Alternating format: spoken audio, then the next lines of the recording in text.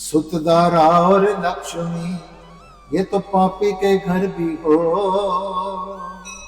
संत समागम हरि कथा तुलसी दुर्लभ दो। सियापति राम जय जय राम मेरे प्रभु राम जय जय राम। सुत, दारा और लक्ष्मी ये तो पापी के घर भी हुए, यानी पुत्र।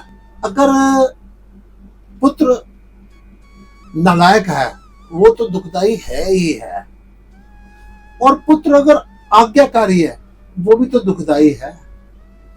भगवान श्री रामचंद्र जैसा आदर्श पुत्र कौन होगा, लेकिन राजा दशरथ की क्या गति हुई पुत्र मोह के कारण। गुरु वेद व्यास जी वो कैसे अपने पुत्र के पीछे भाग रहे हैं। द्रोणाचार्य जी, उनको पता चला अश्वत्थामा मारा गया, उनकी क्या दशा हुई। रावण इतना ज्ञानी, उसके पिता की क्या दशा हुई।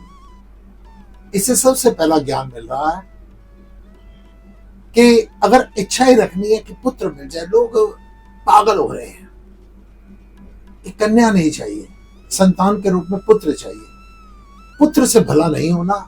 अंतिम समय में केवल पुत्र ने अंतिम संस्कार करना और पिता को मुक्ति मिल जाएगी, संभव नहीं है। अब दारा किसी की पत्नी बड़ी सुंदर हो, उससे क्या हो जाएगा कि कई कितनी सुंदर थी, राजा दशरथ उस पर मोहित थे, क्या दशा हुई। कहा गया सुत, दारा और लक्ष्मी बड़े बड़े धनवान। आप प्रतिदिन का समाचार पत्र पाइए, ये हर दूसरे चौथे दिन देखने में आ जाएगा। बड़े बड़े उच्च पदाधिकारी, बड़े बड़े धनाढ्य, बड़े बड़े अभिनेता आत्महत्या कर लेते हैं, यानी पैसा भी उनको सुख नहीं दे सका। ये मैं इसलिए आपसे कह रहा हूं कि इस दोहे में कहा गया सुत, दारा और लक्ष्मी ये तो पापी के घर भी हुए। जब किसी संत महात्मा लोगों के पास जाते हैं ना, तो उनके पास भी जाकर क्या मांगते हैं कि संतान के रूप में पुत्र मिल जाए। अनेक कथाएं हैं, अनेक कहानियां हैं कि संतों के पास जाकर पुत्र मांगा गया, संतों ने मना किया कि तेरे भाग्य में पुत्र नहीं है, अगर पुत्र होगा तो दुखदाई होगा, तो पुत्र मत मांग, तो पुत्र की इच्छा त्याग दे, इस कामना को त्याग दे, तेरे को पीड़ा मिलेगी। लेकिन आदमी नहीं माना, आखिर में उसका नाश हुआ। श्रीमद् भागवत कथा में जो सबसे पहले आता है, धुंधकारी ने क्या किया।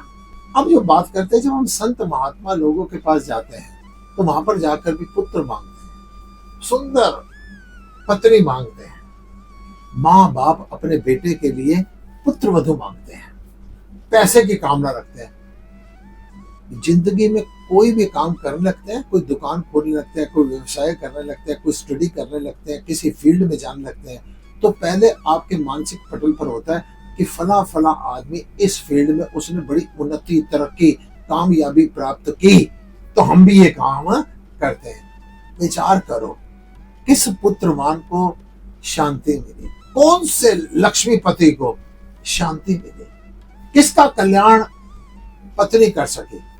आदमी को अतीत पर जरूर ध्यान देना चाहिए। जिसका कल्याण हुआ है, गणिका वैश्य, अजामल है, अंगुलीमाल है, वाल्मीकि जी है, जिसका कल्याण हुआ है सत्संग से हुआ है। संतों के पास जब भी जाइए, ये नाशवंत चीजें मत मांगिए, इससे कल्याण नहीं होना। आपका अपना भी और संत का समय भी बड़ा कीमती जानिए। बड़े शुभ कर्मों के फल सामने आते हैं तो आपको किसी संत का संग मिलता है, और उसमें भी आपने क्या किया, आपने उसमें जाकर पुत्र पौत्र धन संपत्ति यश वैभव मांग लिया, जो कभी भी आपको शांति नहीं दे सकता। किसी संत के पास जाइए तो विचार रखिए, आप संसार के सबसे बड़े जौहरी के पास आए। जौहरी के पास जाकर आप तरकारी का, आप सब्जियों का अगर मोल भाव करने लगे, उनसे सब्जियों की, तरकारी की इच्छा करने लगे, तो मूर्ख तो आप हैं। संत समागम हरि कथा तुलसी दुर्लभ दो। सिर्फ संत का समागम बड़ा मुश्किल नहीं है, संत तो आपको मिल गए, लेकिन उसके बाद भी आपने उनसे संसार की चीजें मांगी तो आपने अपना और संत का समय व्यर्थ कर दिया। संतों के पास जाकर हरि कथा कीजिए, सत्संग कीजिए, ये पूछिए कि जीवन का कल्याण कैसे होगा, ये पूछिए भक्ति क्या होती है, ये पूछिए मेरा आत्म कल्याण कैसे हो सकता है, ये विचार कीजिए, उनकी शरण में बैठकर ये पूछिए कि मैं इस संसार में अगर आया हूं तो ऐसा कौन सा रास्ता है कि मैं अपने कर्तव्य कर्म को भी करूं और मैं भगवान को भी प्राप्त कर जाऊं। सुत दारा और लक्ष्मी ये तो पापी के घर हुए, संत समागम हरि कथा तुलसी दुर्लभ। संतों के पास बैठकर और भगवान का सत्संग लीजिए, क्योंकि सत्संग से बढ़कर इस संसार में दौलत नहीं है। भगवान शंकर प्रभु श्री रामचंद्र के पास बैठे हैं। भगवान श्री रामचंद्र ने भगवान शंकर से कहा कुछ मांगिए, तो उन्होंने कहा महाराज सबने आपसे जो मांगा ना थोड़ा कम मांगा, मेरे को लोभ ज्यादा है, मैं कुछ ज्यादा मांगूंगा। भगवान मुस्कुराए, तो मांगिए। उन्होंने कहा एक बार नहीं मांगूंगा, बार बार वर मांग हूं। एक बार नहीं, सबने एक एक बार मांगा और सारे खुश हो गए। बार बार वर मांगो हर्षी देव शिव रंग, बड़ा खुश होकर देना। भाई ये क्यों कहा खुश होकर देना? क्योंकि संत महात्मा लोग कोई पुत्र पुत्र धन संपत्ति कोई आदमी मांगता है ना उनके पास जाकर, तो संत महात्मा ये जरूरी नहीं कि खुश होकर दें, वो विचार करते हैं कि पास आकर भी क्या बेकार की चीजें मांग रहे हैं, इससे क्या होना है, इससे इनका भला होने वाला नहीं है, तो खुश होकर दे या ना दे लेकिन खुश होकर देते हैं सत्संग। तो भगवान शंकर ने कहा बार बार वर मांगो हर्षि देव श्री रंग, पद सरोज अनपाइनी भक्ति सदा सत्संग।